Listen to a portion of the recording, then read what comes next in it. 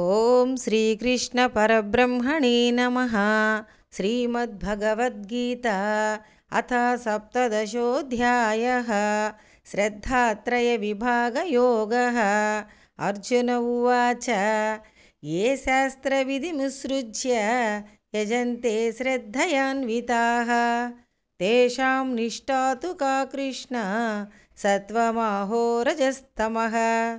श्रीभगवानुवाच त्रिविधा भवति श्रद्धा देहिनां सा स्वभावजा सात्विकी राजसी चैव तामसी चेति तां शृणु। सत्त्वानुरूपा सर्वस्य श्रद्धा भवति भारत। श्रद्धामयोऽयं पुरुषो यो यच्छ्रद्धः स एव सः। यजन्ते सात्विका देवान् यक्षरक्षांसि राजसाः प्रेतान् भूतगणां चान्ये यजन्ते तामसा जनाः। अशास्त्रविहितं घोरं तप्यन्ते ये तपो जनाः दम्भाहङ्कारसंयुक्तः कामरागबलान्विताः कर्षयन्तः शरीरस्थं भूतग्राममचेतसः मां चैवान्तः शरीरस्थं तान् विद्यासुरनिश्चयान्। आहारस्त्वपि सर्वस्य त्रिविधो भवति प्रियः यज्ञस्तपस्तथा दानं तेषां वेदमिमं शृणु। आयुस्सत्त्वबलारोग्य सुखप्रीतिविवर्धनाः रस्या स्निग्धा स्थिरा हृद्या आहारा सात्विकप्रियाः कट्वं ललवणात्युष्ण तीक्ष्णरूक्षविदाहिनः आहारा राजसस्येष्ट दुःखशोकामयप्रदाः यातयामं गतरसं पूतिपर्युषितं च यत् उच्छिष्टमपि चामेध्यं भोजनं तामसप्रियम्। अपलाकाङ्क्षिभिर्यज्ञो विधिदृष्टो ययुज्यते यष्टव्यमेवेति मनः समादाय स सात्विकः।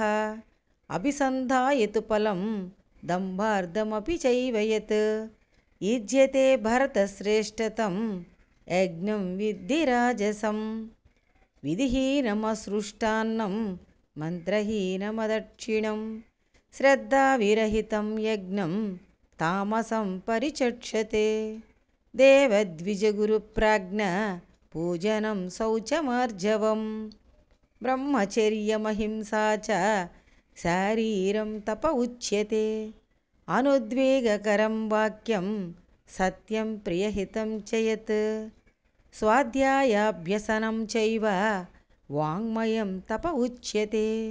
मनःप्रसादः सौम्यत्वं मौनमात्मविनिग्रहः भावसंशुद्धिरित्येतत् तपोमानसमुच्यते।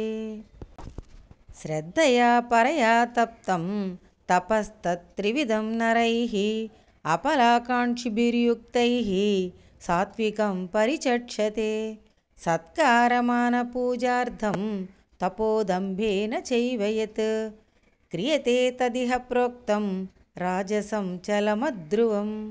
मूढग्राहेणात्मनो यत् पीडया क्रियते तपः परस्योत्साधनार्थं वा तत्तामसमुदाहृतं। दातव्यमिति यद्दानं दीयतेनुपकारिणे देशे काले च पात्रे च तद्दानं सात्विकं स्मृतं। यत्तु प्रत्युपकारार्थं फलमुद्दिश्य वा पुनः दीयते च परिक्लिष्टं तद्दानं राजसं स्मृतम्।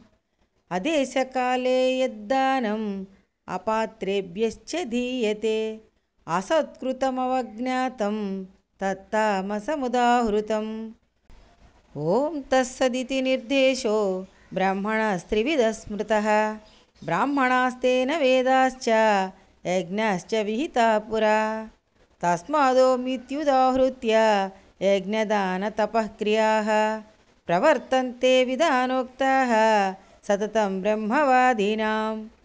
तदित्यनभिसन्धाय फलं यज्ञतपःक्रियाः दानक्रियाश्च विविधाः क्रियन्ते मोक्षकाङ्क्षिभिः सद्भावे साधुभावे च सदित्येतत् प्रयुज्यते प्रशस्ते कर्मणि तथा सच्छब्दपार्थयुज्यते यज्ञे तपसि दाने च स्थितिः सदिति चोच्यते कर्म चैव तदर्थीयं सदित्येवाभिधीयते अश्रद्धया हुतं दत्तं तपस्तप्तं कृतं च यत् असदित्युच्यते पार्थ न च तत्प्रेत्य नो इह ॐ तत्सदिति श्रीमद्भगवद्गीतासु उपनिषत्सु ब्रह्मविद्यायां योगशास्त्रे श्रीकृष्णार्जुनसंवादे श्रद्धात्रयविभागयोगो नाम सप्तदशोऽध्यायः।